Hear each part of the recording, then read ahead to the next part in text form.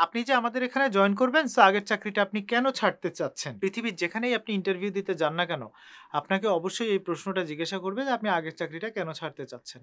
এখন আপনি যদি এটার আনসার এইভাবে করেন, স্যার আগের বস স্যার যেরকম খারাপ ছিল, আর স্যার যেভাবে আমাদেরকে টার্গেট দিয়ে দিত, আপনি স্যার বিশ্বাসই করতে পারবেন না। মানে তার চাইতে খারাপ লোক আর তার চাইতে খারাপ কোম্পানি পৃথিবীতে আর কোনোটা নেই। এইভাবে আমরা অনেকেই সাধারণত বলার চেষ্টা করি, যেকোনো জায়গা থেকে যখন জব ছেড়ে আরেক জায়গায় যখন ইন্টারভিউ দিতে যাই, তখন আমরা আগের কোম্পানিকে ছোট করি, আগের কোম্পানিকে খারাপ করি, আগের কোম্পানি সম্পর্কে খারাপ কথা বলি, বস সম্পর্কে খারাপ কথা বলি। না, উনার কাছ থেকে তো আসলে আমার শিখার মতো কিছু ছিল না। এই ধরনের একটা কি বলা যেতে পারে যে অ্যাগ্রেসিভ এবং অ্যারোগেন্ট টাইপের একটা আচার-আচরণ ধরার চেষ্টা করি। কিন্তু এখানে নিয়োগকর্তারাও কিন্তু আবার এতটা বোকা না। নিয়োগকর্তারা কিন্তু খুব ভালোই বোঝে যে মানুষ আরেকজনের অনুপস্থিতিতে আমার সামনে তার সম্পর্কে খারাপ কথা বলছে, সে আরেক জায়গাতে গিয়ে আমার অনুপস্থিতিতে আমার সম্পর্কেও খারাপ কথা বলতে পারে। সো যখনই আপনি আপনার প্রিভিয়াস কোম্পানি অথবা প্রিভিয়াস বস সম্পর্কে নেগেটিভ হবেন, তখন কিন্তু আপনার ইন্টারভিউতে আপনার পরবর্তীতে জব হওয়ার সম্ভাবনা একদম নাই হয়ে যাবে। ঠিক আছে? সো এইটা কিন্তু কোনোভাবেই করা যাবে না। আপনার অবশ্যই আপনি বর্তমানে যে এই কোম্পানিতে ইন্টারভিউর জন্য কল পেয়েছেন, এর জন্যও আপনার প্রিভিয়াস কোম্পানিই দায়ী। বিকজ প্রিভিয়াস কোম্পানির এক্সপেরিয়েন্সই তো আপনার রেজুমিতে সবার আগে আছে। এটা দেখে যদি কেউ ইমপ্রেসড না হতো, তাহলে তো আপনাকে ইন্টারভিউতে ডাকতোই না।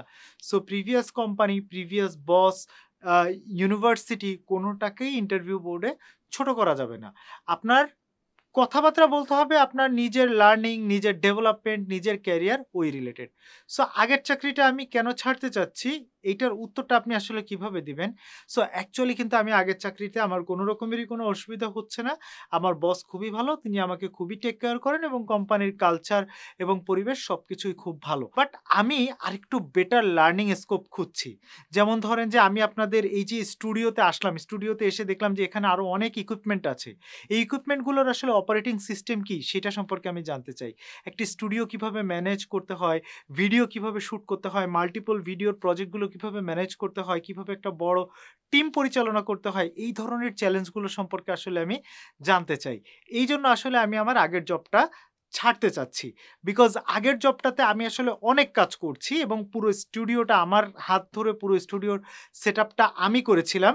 কিন্তু স্টুডিও সেটআপ করে এখন ওই কোম্পানিকে অলরেডি আমি একটা ওয়েল এস্টাবলিশড জায়গায় নিয়ে গিয়েছি। আপনি জানেন হয়তো যে আমার স্টুডিওটা সেটআপ করার পরে আমার আগের যে প্রতিষ্ঠানে আমি কাজ করতাম, সেখানে অলরেডি প্রায় ৫০০ টার মতো ভিডিও কিন্তু আমি নিজে শুট করেছি।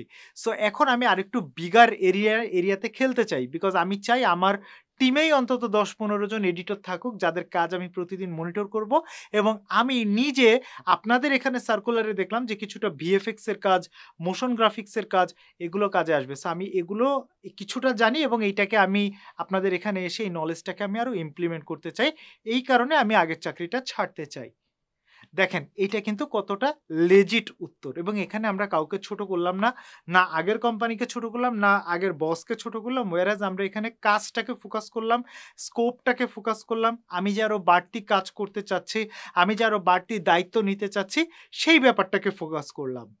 সো আপনারাও যখন কোনো জায়গায় ইন্টারভিউ দিতে যাবেন, আগের চাকরিটা কেন ছাড়তে চান? এটার উত্তরে কোনো রকমের কোনো নেগেটিভ কথাবার্তা না বলে শুধুমাত্র আপনার সম্ভাবনা, প্রসপেক্ট, কি করতে চাচ্ছেন এগুলোকে হাইলাইট করে আপনি আনসার দিবেন।